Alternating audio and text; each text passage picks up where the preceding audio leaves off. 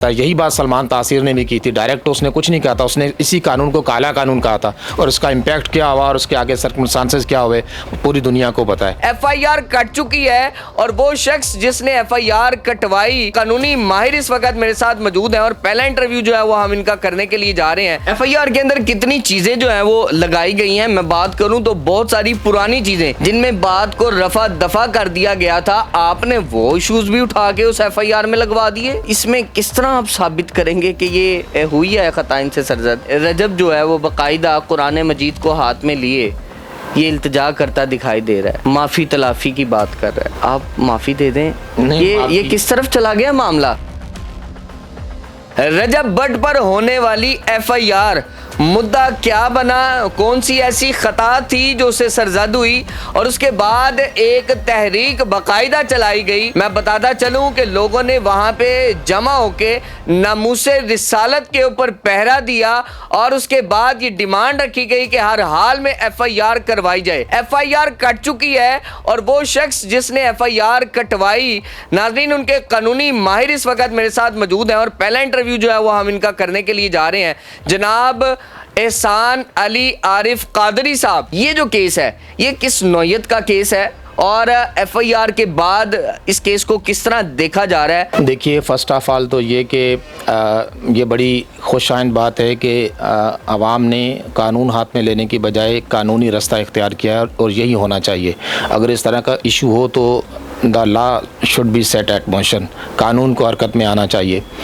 F I R ہو چکی ہے اور ایف آئی آر ہونے کے بعد اب اس کا ایک لیگل پروسیس ہے کہ جو متعلقہ انویسٹیگیٹنگ ایجنسی ہے اس کا کام ہے کہ اس کو انویسٹیگیٹ کرے, ملزم کو گرفتار کرے, اس کا ریمانڈ لے, اور پھر اس کو جتنا میٹیریل ہے اس کے اگینسٹ ہے اس کو گیدر کرے, انکریمنیٹنگ میٹیریل جتنا ہے اس کو جمع کرے اور ایک کنوکشن کا, سزا کا کیس بلڈ اپ کرے. It is up to investigating agency and up to police کو اس میں کیا رول پلے کرتے ہیں. ہمارا جو کام تھا ہم نے کر دیا. ایف آئی آر کے اندر کتنی چیزیں جو ہیں وہ لگائی گئی ہیں, میں بات کروں تو بہت ساری پرانی چیزیں جن میں معافی تلافی ہو چکی ہے, جن میں بات کو رفع دفع کر دیا گیا تھا, آپ نے وہ ایشوز بھی اٹھا کے اس ایف آئی آر میں لگوا دیے. دیکھیں, بیسیکلی جو ہماری ایف آئی آر ہے وہ اس کو حالیہ ایک ان کی ویڈیو کلپ تھا جس میں وہ 295C کے بارے میں اپنا کومنٹ دے رہے ہیں, اور ان کا لہجہ, ان کا انداز بڑا تحقیر امیز ہے. اٹ سیلف ان کا جس انداز میں گفتگو کر رہے ہیں وہ اس کا مذاق اڑا رہے ہیں. تو یہ انڈائریکٹلی توہین مذہب ہے. ڈائریکٹ یہ گستاخی آپ نہیں کہہ سکتے, لیکن انڈائریکٹلی یہ بلاسفیمیس ایکٹ ہے کہ آپ اس قانون کے بارے میں ہرزہ سارا ہی کر رہے ہیں کہ جو حضور پر نور علیہ الصلوۃ والسلام کی عزت, وقار و ناموس کو پروٹیکٹ کرتا ہے. یہی بات سلمان تاثیر نے بھی کی تھی. ڈائریکٹ اس نے کچھ نہیں کہا تھا, اس نے اسی قانون کو کالا قانون کہا تھا, اور اس کا امپیکٹ کیا ہوا اور اس کے آگے سرکمسٹانسز کیا ہوئے پوری دنیا کو پتہ ہے. تو اس نے حرکت کی ہے. رہی بات اس میں مختلف پرانی چیزیں لکھنے کی, تو یہ جو سائل ہے اس نے اس کے ایکٹ اور کنڈکٹ کو شو کرنے کے لیے, اس کی پریویس ایکٹیویٹی کو شو کرنے کے لیے, اس کے موٹیو کو شو کرنے کے لیے یہ ساری چیزیں اس نے لکھی ہوں گی, تاکہ پتہ چل جائے کہ جس بندے کے خلاف وہ درخواست دے رہے ہیں وہ اس کا ایکٹ اور کنڈکٹ شروع سے ہی کنٹروورشل ہے. وہ کوئی بہت زیادہ اس معاملے میں جو ہے محتاط شخص نہیں ہے, وہ کئی جگہ پہلے بھی بکواسات کر چکا ہے. تو یہ اس لیے سائل نے یہ باتیں لکھی ہیں تاکہ اپنے کیس کو بلڈ اپ کر سکے. رجب جو ہے وہ باقاعدہ قرآن مجید کو ہاتھ میں لیے یہ التجا کرتا دکھائی دے رہا ہے, معافی تلافی کی بات کر رہا ہے, معافی مانگ رہا ہے. میرا اسلام تو انتہائی رحیم اور شفیق ہے. میرے اسلام نے تو وہ تعلیمات دی ہیں جس کے اوپر عمل کریں تو ایک پتھر دل بھی موم ہو جاتا ہے. تو سر آپ معافی دے دیں. یہ کس طرف چلا گیا معاملہ؟ گزارش یہ ہے کہ جو حضور پر نور علیہ الصلوۃ والسلام کی عزت و ناموس کا معاملہ ہے, پہلی بات تو آپ کو سمجھ لینی چاہیے کسی انسان کو اس میں معافی دینے کا اختیار نہیں ہے. یہ اختیار کسی کو انسان کو دیا ہی نہیں گیا.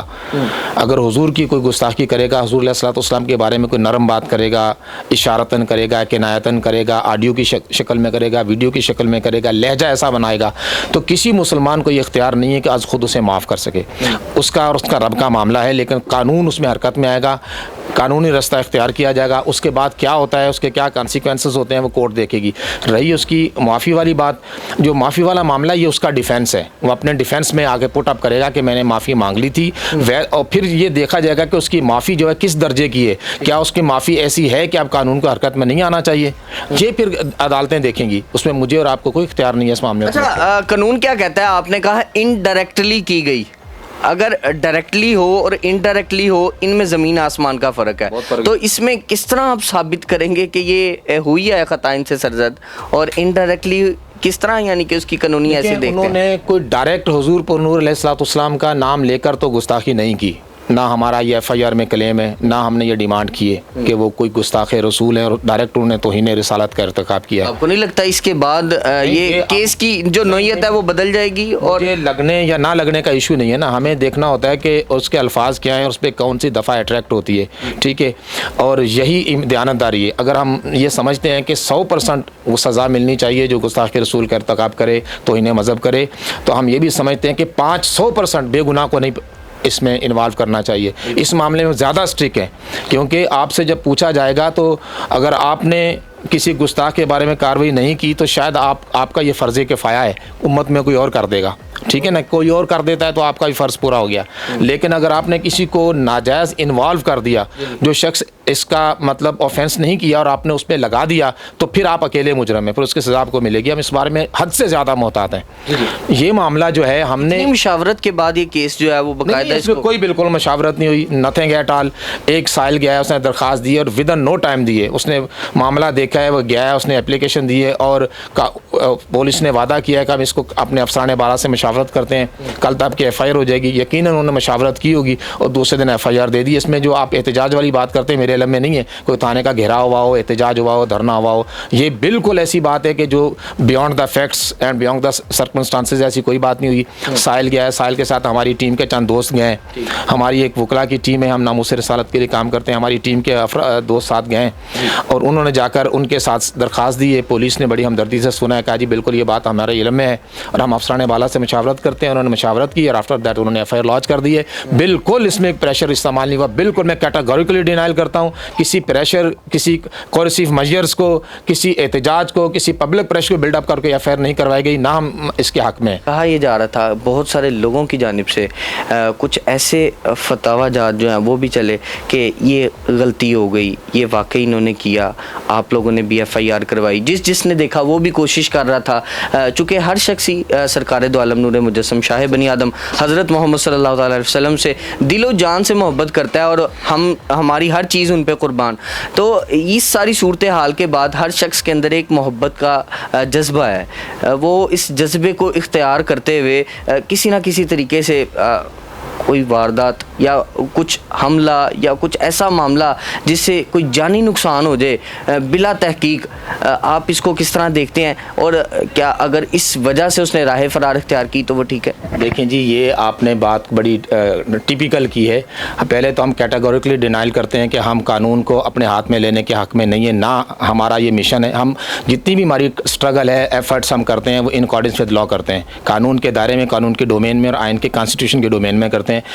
یہ کہنا کہ وہ اس کے ساتھ کچھ مطلب ایسی بات ہو جائے گی, تو میرا نہیں خیال کہ یہ توقع کرنی چاہیے. قانون چونکہ اپنا راستہ لے چکا ہے, ان کو آ کے پری ریسٹ کروانی چاہیے اور قانون کو فیس کرنا چاہیے. یہی ایک پرامن اور امن پسند شہری, قانون پسند شہری کی علامت ہوتی ہے کہ اگر اس کے پاس الزام ہے تو اپنی بے گناہی ثابت کرنے کی کوشش کرتا ہے.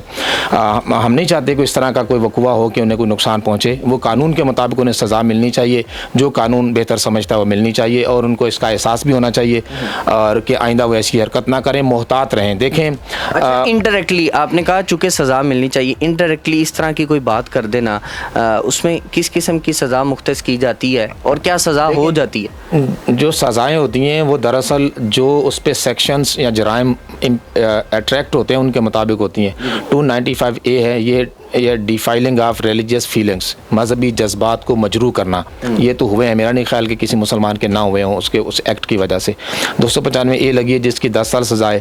اور چونکہ یہ معاملہ سوشل میڈیا کا ہے, اور جب بھی کوئی انفارمیشن ڈیوائس یا سوشل میڈیا کی کوئی ڈیوائس یوز ہو گئی تو دین 11 پاکستان الیکٹرانک کرائم ایکٹ 2016 کی دفعہ 11 لگتی ہے, تو وہ لگی ہے. دونوں ریلیونٹ ہیں, دونوں بہت ہی زیادہ, موسٹلی بلکہ مور دین کی سزائیں بتائیں.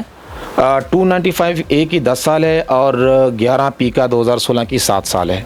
ये मैक्सिमम पनिशमेंट है, ज़रूरी नहीं होता कि अदालत पूरी की पूरी सज़ा दे, बाज़ औक़ात सज़ा में तख़फ़ीफ़ भी होती है, मुलज़म के एक्ट एंड कंडक्ट को मद्देनज़र रख के सज़ा में कमी भी हो जाती है। ये उस सूरत में है कि जब ट्रायल बिल्ड अप हो, केस साबित हो जाए, एट द एंड ये बात होती है। ठीक है, अच्छा ये सारी सूरत हाल तो क्लियर हो चुकी है कि कानूनी तौर पे इसका क्या रास्ता इख्तियार किया जाएगा। अब ज़रा थोड़ा इखलाकी तौर पे भी इसका पहलू देख लें, चूँकि मैं बात करूँ मसीही बरादरी के साथ जो हुआ, उसके बाद एक सुलह का मामला चला, नमाज की बेहुरमती का मामला, उस पे सुलह का मामला चला, इखलाकियात के तौर पे दो जो फ़रीक़ैन थे वो बैठे, आपस में सुलह हो गई, माफ़ी मांग ली गई, लोगों के सामने के बयानात जारी कर दिए गए दोनों जानिब से।